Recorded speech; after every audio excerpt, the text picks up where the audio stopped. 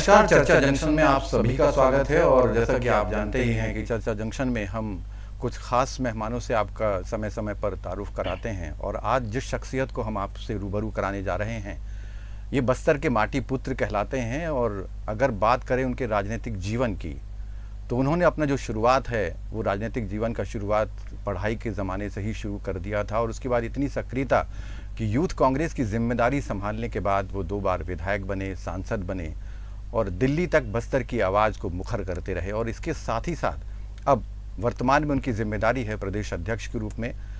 और उसके लिहाज से अगर बात करें तो प्रदेश अध्यक्ष के तौर पर वो जिम्मेदारी निभा रहे हैं इस समय। और हमारे साथ में जो स्टूडियो में मेहमान हैं दीपक बैज, जो कि पीसीसी प्रदेश अध्यक्ष हैं। दीपक जी, आपका बहुत बहुत स्वागत है स्टूडियो में। बहुत बहुत धन्यवाद। और हमारे साथ सहयोगी हैं आयुषी अग्रवाल, जो कि समय समय पर अपने सवालों की झड़ी जो है वो लगाएंगी अतिथि के साथ में। तो फिलहाल शुरू करते हैं सवालों का सिलसिला।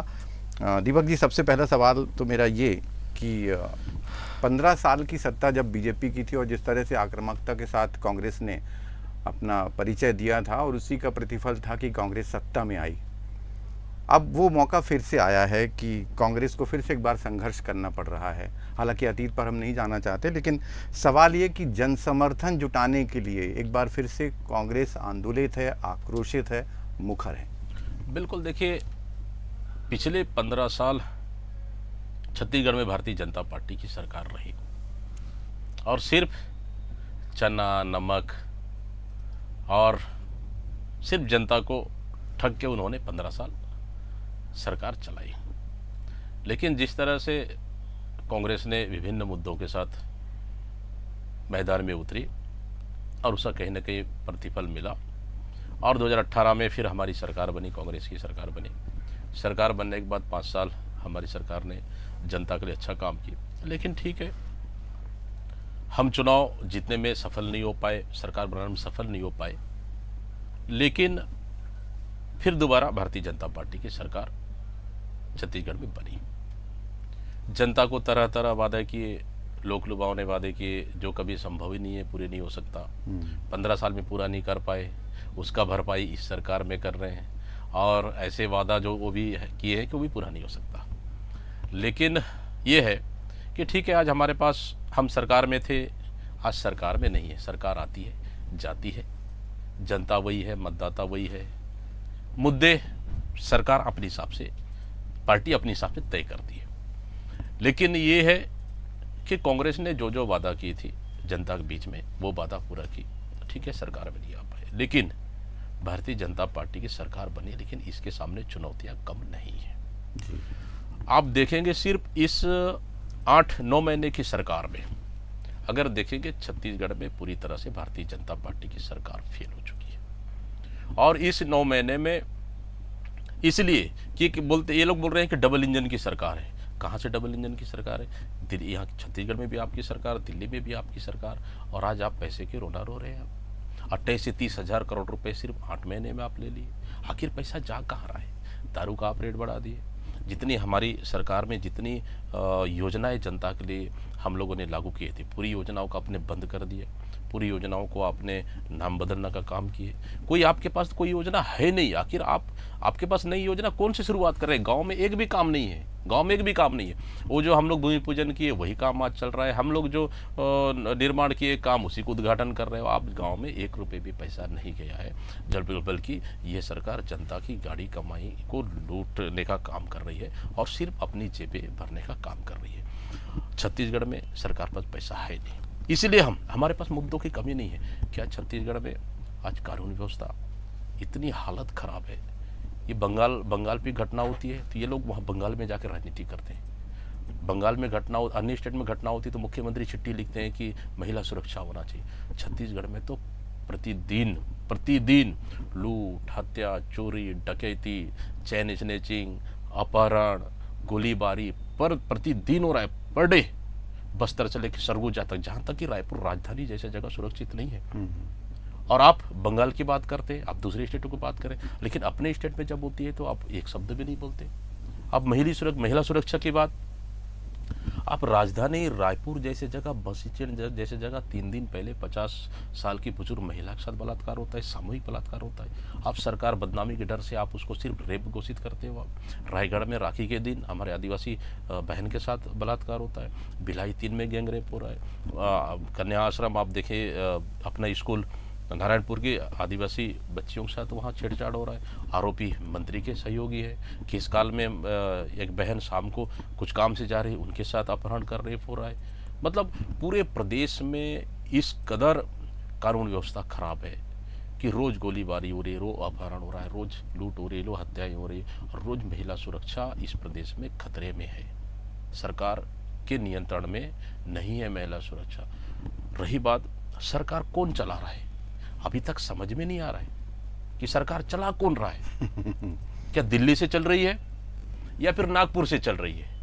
आखिर सरकार कौन चला रहा है? इसलिए ये सरकार, भले डबल इंजन की सरकार ये लोग बोल ले, लेकिन इस सरकार में ड्राइवर है ही नहीं। बिना ड्राइवर के चल रही है गाड़ी, कब पटरी से उतर जाए कोई भरोसा नहीं। मतलब छत्तीसगढ़ की जनता को इस सरकार ने भगवान भरोसे छोड़ दिया है। जी, ये तो रही बात सर महिला सुरक्षा की। अभी एक जो सवाल मैं आपसे पूछना चाहूँगी, आपने बात किया वादों का, जो सरकार बड़े बड़े वादे कर रही हैं, तो मैं आपसे ये पूछना चाहूँगी, कुछ दिन पहले की बात है, अमित शाह जी यहाँ पे आए हुए थे, उन्होंने दावा किया है एक बैठक लेके कि 2 साल में पूरा नक्सलवाद खत्म किया जाएगा। आप बस्तर क्षेत्र के हैं, जाने माने बस्तर तो आपका एरिया है, तो फिर क्या बोलना चाहेंगे, क्या ऐसा हो सकता है? बहुत अच्छा मुद्दा है जी, मैं बस्तर क्षेत्र से आता हूँ, आप भी बस्तर में रहे हैं, वहाँ के बहुत ही बस्तर पूरे संभाग को करीब से देखे, बारीकी से समझ से। यार आपके पास वो मुद्दा अछूता नहीं है। क्या अमित शाह जी पहली बार बोले हैं क्या? 2014 में सत्ता में आए, सत्ता में आने के बाद बोलते हैं 2016 में नक्सलवाद खत्म कर देंगे, 2018 में नक्सलवाद खत्म कर देंगे, 2020 में नक्सलवाद खत्म कर देंगे, 2022 में नक्सलवाद खत्म कर देंगे, 2024 में नक्सलवाद खत्म कर देंगे, और अब 2026 होगा। जब फिर दोबारा आएंगे ना 2026 के बाद जी। अमित शाह जी से फिर एक बार पूछ लीजिए, सर आज 26 में तो खत्म हुआ नहीं, अब कब खत्म करेंगे? जरूर बोलेंगे 2028 में खत्म करेंगे। तारीख पे तारीख, डेट पे डेट, ईयर पे ईयर बढ़ाते जा रहे हैं। ये कोई नई चीज नहीं है। देखिए यहाँ पे भारतीय जनता पार्टी ही पाल पोस रही है। रमन सिंह जी का जब सरकार में थे तो शायद जो पंजाब में आतंकवाद खत्म किए थे, MS गिल जी, गिल, उनको इन्होंने क्या कहा था? बस तनखा लो, मौज करो। वो बयान हमें भी आज भी याद है। सरकार, केंद्र सरकार चाहती थी कि आपने पंजाब को नक्सलवाद से आतंकवाद से मुक्त कराया, तो नक्सलवाद में कोई प्लानिंग करी है। लेकिन जब यहाँ आने के बाद ये सरकार कहती है कि तनखा लो, मौज करो, शांत बैठ जाओ, तो आप सोच लीजिए किस मानसिकता से काम कर रहे हैं। आप सिर्फ मुंह में बयान देना और जमीनी हकीकत बहुत अलग कुछ है। बस्तर की परिस्थिति हम जानते हैं, हमसे बेहतर कोई नहीं जान सकते। गृह मंत्री को तो मैंने कहा कि उनको मीडिया में आना, मीडिया में स्टैंड देना, मेकअप करना है नहीं, वो आंकड़े पेश करना, इसी में ही उलझे हुए हैं। उनको अभी भी समझ में नहीं है कि गृह मंत्री है या फिर युवा मोर्चा का अध्यक्ष है। उनको अभी भी समझ में नहीं है सरकार चला रही है, पार्टी चला रही है। प्रदेश में जिस तरह की अराजकता की स्थिति है, अभी आप जब आपका धरना प्रदर्शन चल रहा था नेहरू चौक में, उससे कुछ समय पहले की वारदात हुई है। एक क्षेत्र है शहर का, मिनी बस्ती इलाका, जतिया तालाब, वहाँ पर चाकूबाजी की घटना हुई। क्या लगता है व्यवस्था कहाँ जा रही है? क्योंकि ऐसा नहीं है, कांग्रेस के समय भी इस तरह की व्यवस्था थी। उस समय ये आरोप लग रहा था कि कांग्रेस निष्क्रिय है, अब बीजेपी की सरकार है, तो आखिर जनता को राहत कब मिलेगी? ना देखिए, अगर हकीकत बात करें तो सरकार किसी की भी हो, 1 से 2-3 अपराध तो घटेगी, ये सच्चाई है। लेकिन अपराध इतनी नहीं घटनी चाहिए कि पर डे पर शहर में आपकी राजधानी रायपुर सुरक्षित नहीं है, बिलासपुर सुरक्षित नहीं है, भिलाई दोरू सुरक्षित नहीं है, बस्तर सुरक्षित नहीं है, अंबिकापुर सुरक्षित कैसे होगा? मतलब आप अपराधियों के मन में खौफ होना चाहिए, डर होना चाहिए। वो डर इस सरकार में नहीं है। क्यों? क्योंकि सरकार के लोग ही अपराधियों को संरक्षण दे रहे हैं। डर कैसे रहेगा? आप कल परसों का वीडियो देख लीजिए। आप रायपुर में भारतीय जनता पार्टी के कार्यकर्ता जाते हैं, पुलिस को चुनौती देते हैं एक होटल में जाकर, हिम्मत है तो गिरफ्तार करो, हिम्मत है तो हाथ लगा के दिखाओ, हिम्मत है तो गाना बंद करके दिखाओ, चुनौती देते हैं। ये पुलिस को चुनौती देने वाले लोग कानून व्यवस्था कैसे संभालेंगे? मतलब पुलिस बेबस है पुलिस प्रशासन को फ्री छोड़िए ना, काम करने दीजिए उनको। आप उनको वसूली मास्टर बना के काम कर रहे हो। आप सिर्फ पुलिस को आप रोड में बिठाओ, वसूली कर लो, वसूली आप भेजो रायपुर तक, उनको फ्री होके काम करने दीजिए। डंडा मारना है, कांग्रेसियों को डंडा मारने के लिए आप लगा दिए हो, कांग्रेसियों को FIR करने के लिए जेल भेजने के लिए लगा दिए हो। बलौदाबाजार कांड छोटी मोटी घटना है क्या? देश का इतिहास में, छत्तीसगढ़ के इतिहास में कभी भारतीय जनता पार्टी के सरकार में जो हुआ कभी नहीं हो सकता। याद है हमें अच्छा, झीरम जैसे घटना आपकी सरकार में हुई है देश के इतिहास में, और आज बलौदाबाजार घटना, कलेक्टर ऑफिसर SP ऑफिस चलना आपकी सरकार में हुई है। नाकामियों को छुपाने के लिए कांग्रेस के ऊपर डाल दो, अच्छा राजनीतिक है। आप नाकामियों को छुपाने से अच्छा आप होमवर्क क्यों नहीं कर लेते आप, कि अपराध कैसे नियंत्रण रहेगा। अपराधियों को मन में खौफ और डर होना चाहिए, वो डर नहीं है यहाँ पे भारतीय जनता पार्टी की सरकार। मतलब सरकार को काम करने की इच्छा शक्ति ही नहीं है, ये सरकार मजबूरी में चल रही है। अच्छा दीपक जी, जो कांग्रेस शासित जो राज्य हैं वहाँ पर जिस तरह की स्थितियाँ देखने मिल रही हैं कि आर्थिक संकट से गुजर रहे हैं वो प्रदेश, और जिस तरह की स्थितियाँ निर्मित हो रही हैं, बीजेपी ये कहती है कि सरकार वहाँ पर रेवड़ी बांटने का काम कर रही है, कर्जे पे कर्जा लगातार ले रही है। ऐसे में क्या स्थिति होगी छत्तीसगढ़ की सिनारियो पर अगर बात करें तो क्या देखते हैं? नहीं देखिए, यहाँ तो हमारी भी सरकार थी 5 साल। 5 साल में हमारी सरकार को केंद्र सरकार ने पूरी बदले की भावना से काम किया। हमको GST का पैसा नहीं दिया, हमको रॉयल्टी का पैसा नहीं दिए, हमको हर योजनाओं का जो 60-40 या 25-75 का रेशो रहता है वो पैसा नहीं दिए, रोकने के। लेकिन अब तो आपकी सरकार है, बड़े वादा किए थे कि हम 18 लाख आवास देंगे, अभी तक एक आवास स्वीकृति नहीं हुई। अभी विधानसभा में, अभी लेटेस्ट, अभी ना मानसून सत्र में जानकारी मांगे हमारे MLA ने।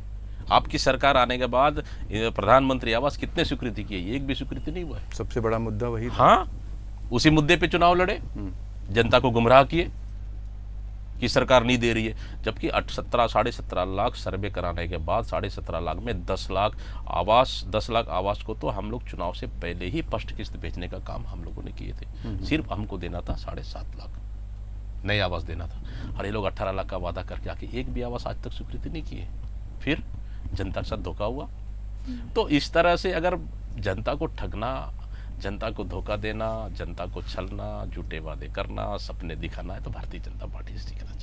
जी सर, एक तरफ तो हम महिला सुरक्षा, बच्चियों की सुरक्षा की बहुत बातें करते हैं, कोई भी आता है बस बड़े बड़े वादे करके चला जाता है, लेकिन जो अब भारत की तो छोड़ दीजिए, छत्तीसगढ़ की जो स्थिति देखने को मिल रही है, और ख़ास करके बस्तर जो आपका एरिया एक है, आदिवासियों के लिए बहुत सी योजनाएं बोलते हैं कि ये है वो है, बहुत सारी योजनाएं हैं, लेकिन अगर हम देखें तो आदिवासी, आपको क्या लगता है कि जो मेजर प्रॉब्लम है, क्या ऐसा नीड है, मतलब क्या ऐसी आवश्यकता है जिसे वहाँ की महिलाओं को आगे बढ़ाया जा सके? हमने देखा कि थोड़ा तो पिछड़ा हुआ है वो क्षेत्र, तो उसके लिए किस चीज़ की बेसिक नीड है अभी जो हमें करनी चाहिए? आप क्या बोलेंगे? देखिए, बस्तर को चाहिए शिक्षा, स्वास्थ्य, बिजली, पानी, सड़क। जब तक आपका शिक्षा नहीं होगा तो हमारे बच्चे शिक्षित नहीं होंगे, स्वास्थ्य नहीं मिलेगा, सड़क नहीं मिलेगा, बिजली नहीं मिलेगा, पानी नहीं मिलेगा, तो हम लोग कैसा डेवलप करेंगे हमारे लोग?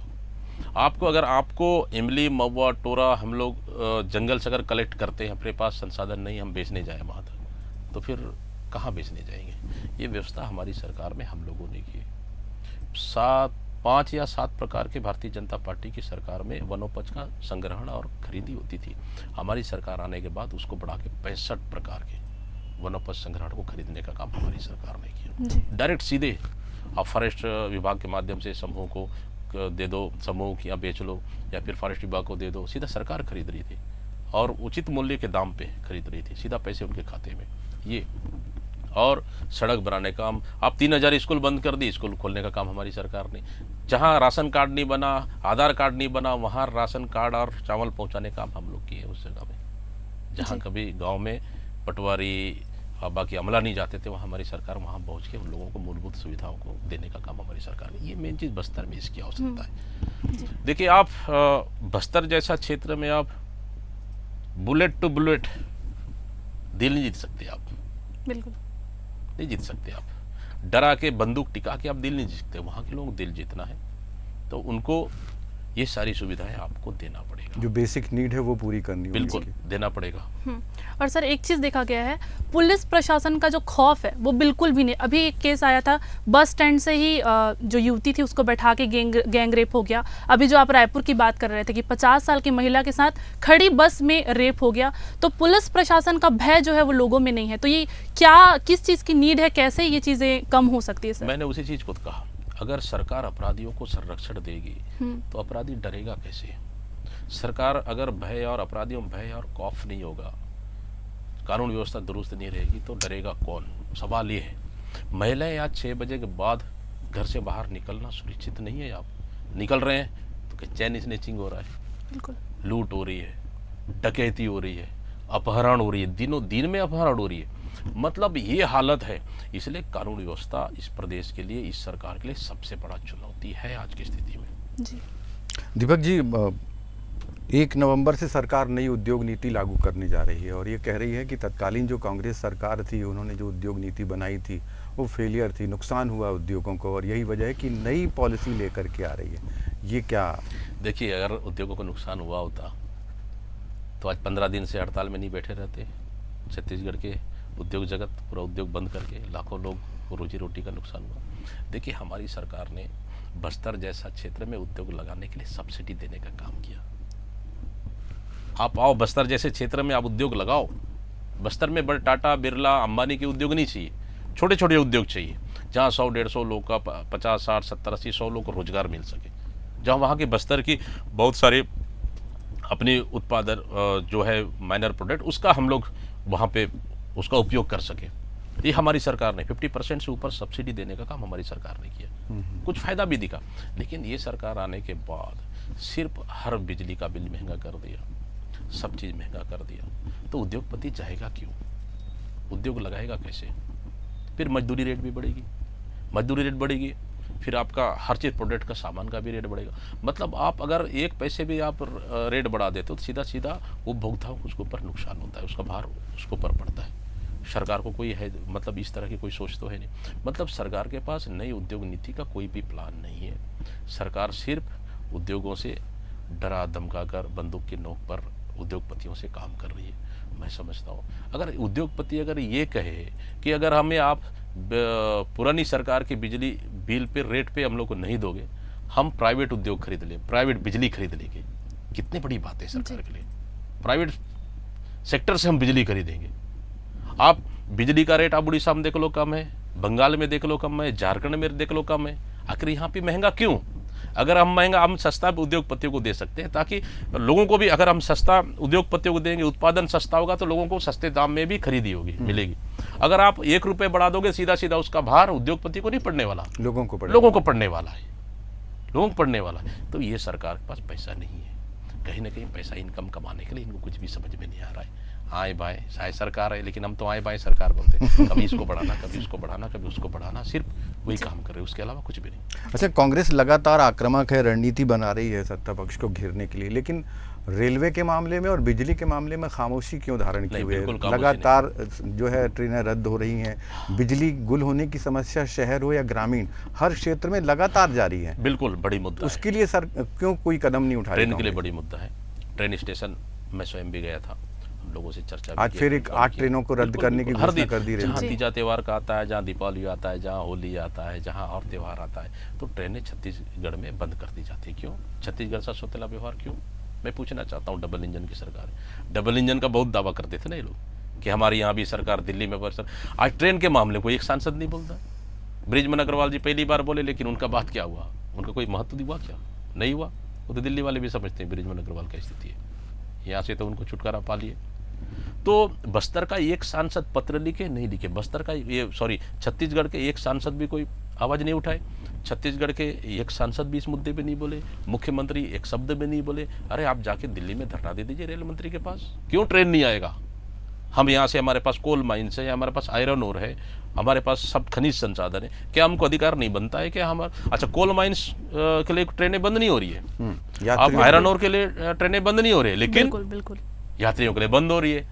मतलब हमारी यात्री गरीब लोग, गरीब और मध्यम परिवार भटकते रहे। ये सरकार की पॉलिसी है। और रही बात, हम लोग इसलिए हम लोग आंदोलन कर रहे हैं, लगातार चिट्ठी भी लिखे, हम लोग लगातार सरकार बोल रहे हैं, लेकिन सरकार कानों में जू नहीं रंग रहा है। सरकार मतलब छत्तीसगढ़ के साथ केंद्र सरकार सौतेला व्यवहार कर रही है ट्रेन के मामले में। दूसरी चीज़, बिजली के मामले में हम लोगों ने ब्लॉक स्तर में धरना किए, जिला स्तर में धरना किए, लगातार विरोध प्रदर्शन कर भी रहे हैं। और अभी हम लोग जाएंगे नगरीय निकाय चुनाव, इन मुद्दों को लेकर जाएंगे। हमारी सरकार में जब कांग्रेस की सरकार थी, बिजली बिल हाफ योजना हम लाए थे। सीधा सीधा आपके घर में बिजली बिल अगर 1000 आता है तो सीधा 500 रुपये माह 500 रुपये आपको जमा करना है। और आज बिजली बिल आपको पूरा तो देना है, प्लस बिजली हाफ हो जाएगी।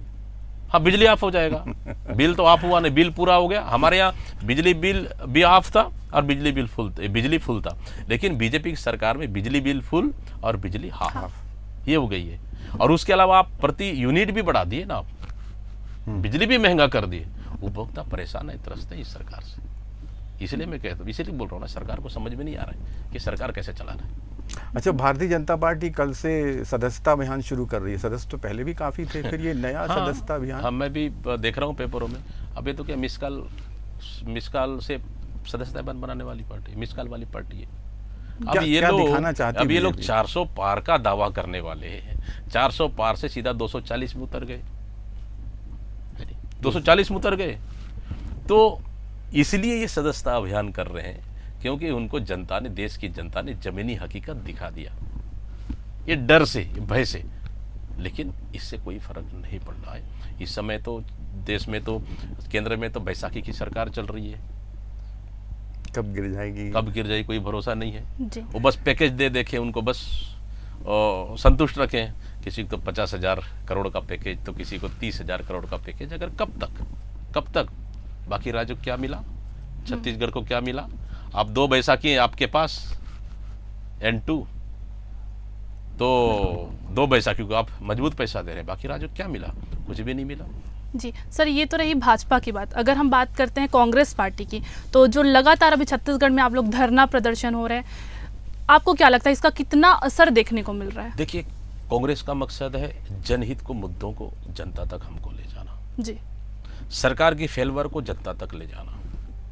सरकार अगर पटरी से उतरी है तो सरकार को पटरी पे लाने का काम कांग्रेस पार्टी कर रही है। इसलिए हर छोटी बड़ी से मुद्दे, सबसे बड़ा मुद्दा हमारे पास इस समय महिला सुरक्षा, सबसे बड़ा मुद्दा हमारे पास कानून व्यवस्था। तो इन मुद्दों के साथ कांग्रेस लड़ रही है, सकारात्मक मुद्दों से लड़ रहे हैं। हम व्यक्तिगत मुद्दों से हम नहीं लड़ रहे, न लड़ेंगे।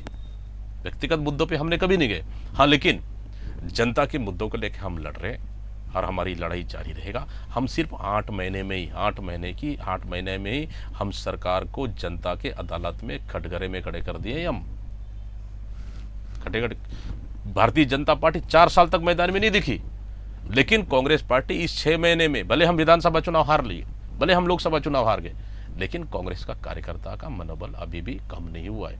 आज सड़क पे आके कांग्रेस कार्यकर्ता लड़ता हुआ दिख रहा है। पार्टी आज सड़क पे लड़ती हुई दिख रही है। आज जनता के मुद्दों को आज ब्लॉक, जिला, प्रदेश में आज लड़ते हुए दिख रही है कांग्रेस पार्टी। ये सबसे बड़ी चीज़ है। सरकार को इस 8 महीने में हम लोग चैन से बैठने नहीं दिए, न आगे भी हम देंगे। जी, तो सर ये तो रही पॉलिटिकल जो हमारे मुद्दे हैं बड़े, उनसे रिलेटेड क्वेश्चन। एक्चुअली आज जब मैं यहाँ आ रही थी तो मेरे कुछ दोस्त हैं जो युवा मेरे हैं, उन्होंने एक्चुअली, आप क्या है सर, युवाओं के लिए एक बहुत बड़ा बोल सकते हैं, प्रेरणा बोल सकते हैं, क्योंकि आप एक ऐसे नेता है जो बहुत जल्दी, मतलब बहुत कम समय में आपने बहुत कुछ किया है। तो उन्होंने कुछ पर्सनल क्वेश्चन मैं आपसे पूछना चाहूँगी, उनको दिखाना है हमारे दर्शकों को। तो सर, आप जिस क्षेत्र में हैं, स्ट्रेस बहुत है, तनाव बहुत है, तो कुछ ऐसा हॉबी होगी आपकी, या कुछ ऐसा जो आप हो कि बहुत स्ट्रेस है तो हाँ मुझे ये करना पसंद है, रहता है जनरली किसी को ट्रैवल करना पसंद है, किसी को गाने सुनना, आप क्या करते हैं? सच्चाई है, बड़ा कठिन सवाल है हम लोग, लेकिन सवाल ठीक है जी। क्योंकि हम लोग उठने के बाद से फिर हमारा दिमाग काम करना शुरुआत कर देता है।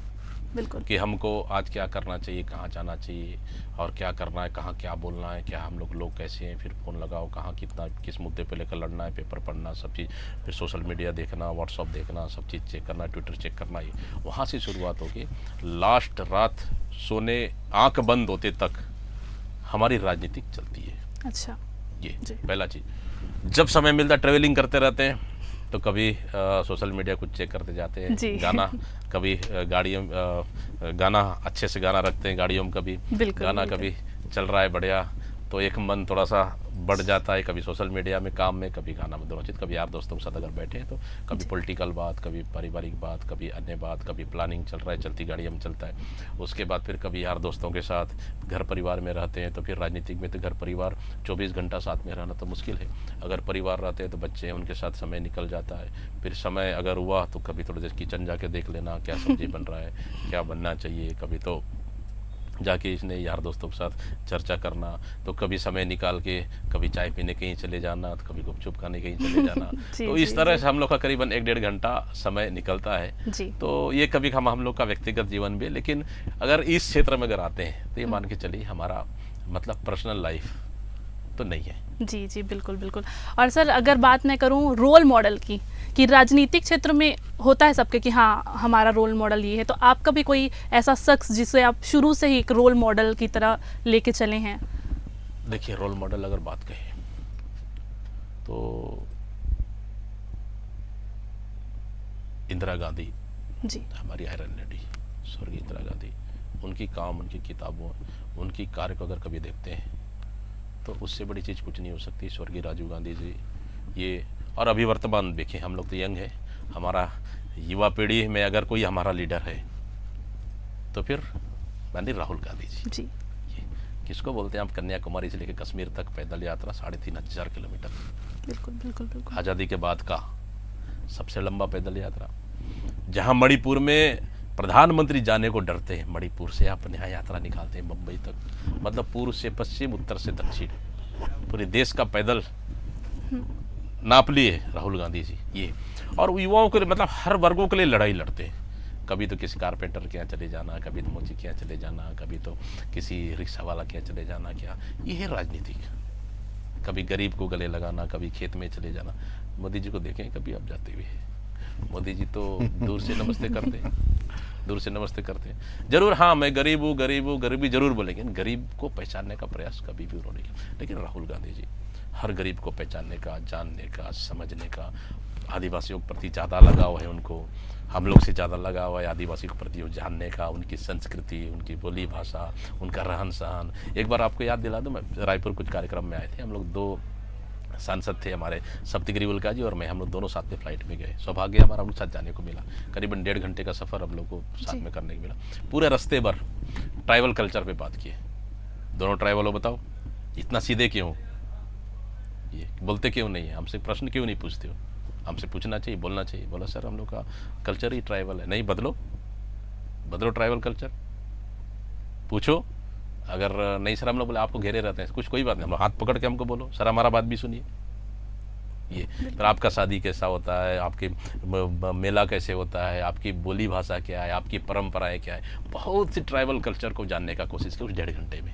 बहुत सारी डिस्कस हुई। शायद वो पल कभी नहीं आ सकता हम लोग के लिए, हमें लगता है। रायपुर से दिल्ली तक का जो सफ़र था शानदार।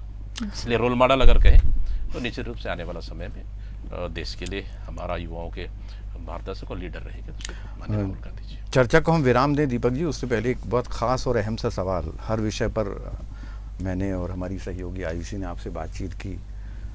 पर्सनल लाइफ में बहुत कम बातें होती हैं, खासतौर से जो सेलिब्रिटीज़ होते हैं, लेकिन ये बहुत अच्छी बात है आयुषी के लिए कि उन्होंने इस तरह के सवाल को छोड़ा, इसलिए मैं धन्यवाद अपनी तरफ से उनको देता हूँ। एक सवाल बस चलते चलते इतना कि मैंने बस्तर में आपको बहुत काफ़ी करीब से देखा है, आपके उस संघर्ष भरे जीवन से सांसद तक के सफ़र को, विधायक तक के सफ़र को। चूँकि आप अब प्रदेश स्तर की जिम्मेदारी निभा रहे हैं तो जाहिर सी बात है कि बस्तर को समय कम देते होंगे। आपके लिए वो समय ज़्यादा अच्छा था जब आप बस्तर का प्रतिनिधित्व कर रहे थे, या ये समय अच्छा है जब आप प्रदेश का प्रतिनिधित्व कर रहे हैं? ईमानदारी से कहे ना, वो समय ज़्यादा अच्छा था हमारे लिए। क्यों पूछिए? जी, इसलिए कम से कम मैं परिवार वालों के साथ रह के तो मैं बस्तर में काम करता था। बिल्कुल। परिवार और बच्चों के साथ रह के बस्तर में दिन में 100 किलोमीटर जाओ, शाम को फिर वापस आ जाओ, बच्चों के साथ रहो। और बस्तर एक सीमित एक एरिया था जहाँ चारों साइड घूम के भी हम आप ज़्यादा एक दिन कहीं गए, एक दिन रुके, दूसरे दिन वापस आए, या फिर पब्लिक घर में आके हमसे संपर्क कर लेती थी। अब तो बड़ी जवाबदारी है, प्रदेश की जवाबदारी है, तो हमारे लिए चुनौती है। तो एक तरफ आप बस्तर देखेंगे, रायपुर से आप बस्तर देखेंगे उतनी दूरी, दूसरी तरफ आप जस्ट अपोजिट साइड देखेंगे सरगुजा, बिल्कुल। वो भी उतनी दूरी। तो हमारे लिए काम करना चुनौती है, और इसलिए लेकिन फिर भी यह है कि मैं शुरू से मेहनत करने वाला हूँ। मेरा कोई राजनीतिक परिवार था नहीं, कोई विरासत था नहीं कि उनका नाम, उनका फ़ायदा मुझे मिले। मैं अपनी मेहनत के दम पर यहाँ तक पहुँचा हूँ, और आलाकमान ने हमारी मेहनत को पहचाने और निश्चित रूप से अवसर दिए। 2 बार विधायक के रूप में ब्लॉक कांग्रेस अध्यक्ष से शुरुआत की, फिर आज 2 बार विधायक, फिर सांसद, आज प्रदेश अध्यक्ष के रूप में इतनी बड़ी जिम्मेदारी दी है। स्वाभाविक सा है, मैं शुरू से मेहनत करते आया हूँ, और यह है मैं हमेशा 24 घंटे में कम से कम मैं 18 से 19 घंटे में काम करता हूँ, कभी ऑफिस में बैठ के, या फिर फील्ड में, या फिर कभी फील्ड से बाहर। हमेशा मैं काम करने की कोशिश करता हूँ। इसी का नतीजा है कि आज सरकार को 8 महीने में हम लोग जीना हराम कर दिए। चैन से सांस नहीं ले पा रही है सरकार आज, और चैन से बैठने नहीं देंगे। 9 महीने का सरकार का कार्यकाल हो चुका है और 4 साल 1 महीने बचा है। बिल्कुल। और मैं समझता हूँ कि कांग्रेस बड़ी आक्रामक तेवर के साथ में एक नए मुद्दे छोड़ जब विपक्ष में थी भारतीय बीजेपी 4 साल बाद ग्राउंड में आई है, और अब जब हम विपक्ष में हैं सिर्फ 6 महीने में, 8 महीने में ग्राउंड में है हम लोग। तो समझ जाइए, कांग्रेस हर तरह से आक्रामक मुद्दों की लड़ाई लड़ने के लिए तैयार है। अच्छा, बीच में ऐसा कुछ होता है कि कांग्रेस शांत बैठ जाती है तो लोगों को लगता है कि ईडी के डर से, शायद ऐसा तो नहीं कि ईडी का कहीं डर है तो इसलिए? हाँ, कभी कभार डराने का प्रयास करते हैं। तो डरती है कांग्रेस? कांग्रेस कभी डरी है, न कभी डरेगी, न कभी डरा पाया। ठीक है, उनके पास सब तंत्र है, केंद्र सरकार के पास ईडी है, आईटी है, सीबीआई है, सब तंत्र का उपयोग कर रहे हैं डराने का प्रयास। लेकिन एक को जेल भेजोगे आप, कितने को जेल भेजोगे? मैंने तो अभी रायपुर की सभा था ना, मैंने तो कहा कि जेल खाली रखना, 4 साल बाकी है। जेल ले जाते आपकी जेल भर जाएगी, जेल ले जाते थक जाओगे, लेकिन हमारा कार्यकर्ता नहीं थकेगा। क्या बात है। तो ऐसे व्यक्तित्व के धनी दीपक बैज, जिनसे उनके राजनीतिक जीवन से लेकर के पारिवारिक जीवन तमाम पहलुओं पर बातचीत हुई और काफ़ी सार्थक चर्चा थी, और जिस तरह का उनका सादा जीवन एक व्यक्तित्व है। और अगर बस्तर को करीब से देखना है तो दीपक बैज को देख लें और बस्तर को देख लें, तो बस्तर की जो प्रतिछाया है वो आराम से दिख जाएगी। लेकिन हमारे वो तमाम दर्शक जो हमारे साथ जुड़े हैं वो एक बार बस्तर को ज़रूर देखें, क्योंकि 7 समुंदर पार से भी लोग बस्तर को निहारने के लिए आते हैं, उसकी खूबसूरती और वहाँ के व्यक्तियों से मिलने के लिए, उनका जो सादा जीवन है उसे देखने के लिए। तो फिलहाल आज की इस चर्चा में इतना ही। अगली बार फिर किसी मेहमान के साथ हम फिर आपसे रूबरू होंगे। तब तक के लिए अपना और अपनों का रखिए ख्याल। नमस्कार।